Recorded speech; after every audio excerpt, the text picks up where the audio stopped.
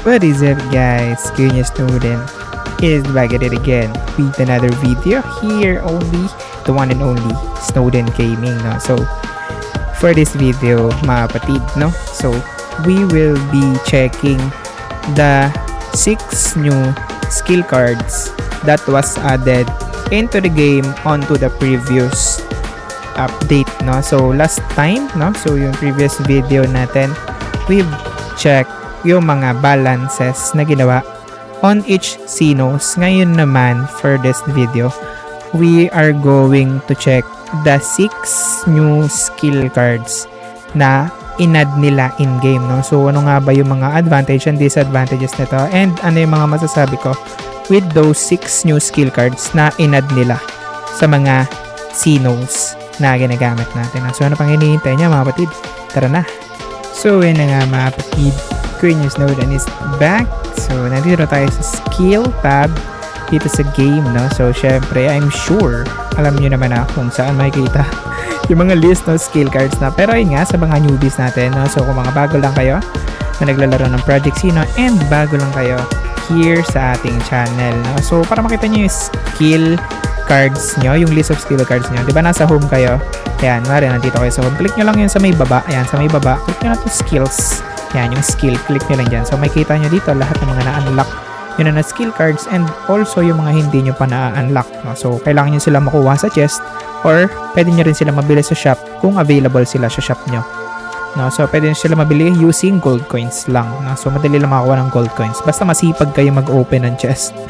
No? So, this video, no, sabi nga, check natin yung mga bagong skill cards na nadagdag on the previous update. No? So, unang-una na dyan, itong resonance, no? So dito, I know based sa update na binasa ko kasi yung update, so nakalagay doon na lahat nung mga Xenos natin yan, sila Breaker, sila Grappler, sila Guardian, si Psychic, si Samurai, si Ninja, silang anim, meron silang lahat may nadagdag sa kanilang skill card na. So unang-una na dito si Kuya Mo Breaker, no? So resonance, no? So epic type siya na rarity.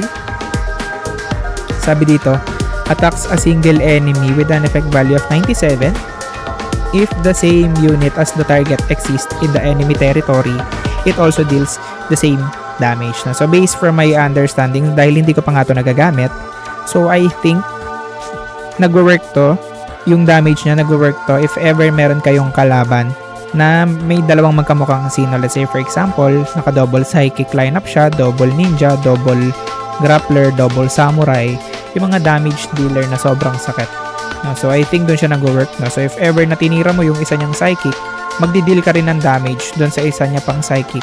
Kahit yung single target lang yun, tinamaan mo, no? Single enemy lang. Pero once na dalawa yung Psychic niya, magdi-deal ka rin ng damage doon. No? So next one natin is Inheritance of Souls. No? So ito card to ni Samurai. No? So na-unlock ko na siya dahil nasa may shop ko siya, no? So nabili ko siya. So sa murang halaga lang.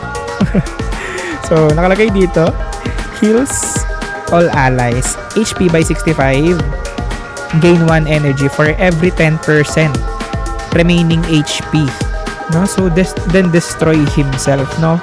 So after mo tong magamit, no? So I think marami kang makukuhang energy with this one kasi sabi dito, makakuha ka ng 1 energy for every 10% remaining HP doon sa Xeno mo na Samurai. But yung kapalit nun is mamamatay siya, then destroy itself. So I think maganda to sa mga double samurai, mga naka-double samurai na composition, which is yung isa support, somehow semi-support na samurai, tapos yung isa niyang samurai is ayun yung main damage dealer niya. So ito, super goods nito pang gain ng energy and then mag-burst ka dun sa isa mong main damage dealer na samurai. Okay, next one is yung Judgment. Ito kay Guardian. Attacks a single enemy with effect value of 78. Deals damage to the opponent equal to 80% of your shield value. So, lumalaki yung damage niya. Sabi dito, yung 80% ng shield value mo maa-add doon sa base damage niya. 78. After activation, the shield disappears. So, yung shield mo mawawala after magamit. Kumbaga parang hihigupin nung card na to yung shield mo, and then yung 80% nun i-add dun sa base damage, which is ang sakit ng damage na yun, lalo kung meron kang cards na pampalaki ng shield using Guardian na. So, are we going to see a sustained damage dealer na Guardian? We will see. Next card is si Great Sandstorm, no? So, si Great Sandstorm, no? So, sabi dito, attacks all enemies and nullify HP recovery effects. No, so cooldown 1. So attack all enemies, so tinatanggal niya yung HP recovery effect. So kung may mga charms yung kalaban nyo na nagbabalik ng HP after the turn, or may mga cards sila na pang heal, so hindi yun magti-take effect once na nagamit mo to. So kay Ninja to, kay Ninja na card. Next one is Healing Ring. So heal ulit.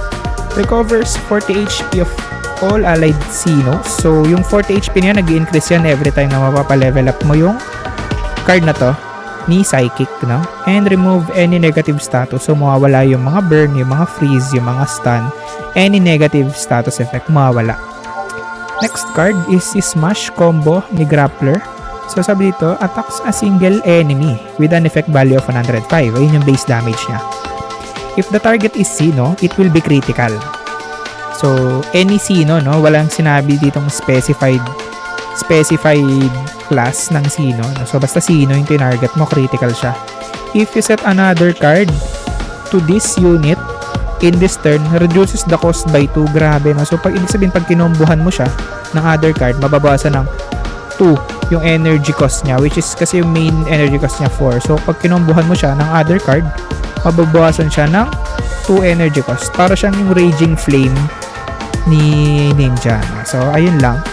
So, ilang ma-update na. So, I hope may natutunan kayo sa ating tutorial, no? So, sa ating pagbasa ng mga new skill cards na I hope makuha nyo yung mga bagong skill cards and matry nyo sila sa arena battle, no? So, Queen Snowden is out. No? Don't forget to like, comment, and subscribe dito sa Snowden Gaming sa ating YouTube channel. Maraming salamat sa suporta. Kita-kits ulit on our next video.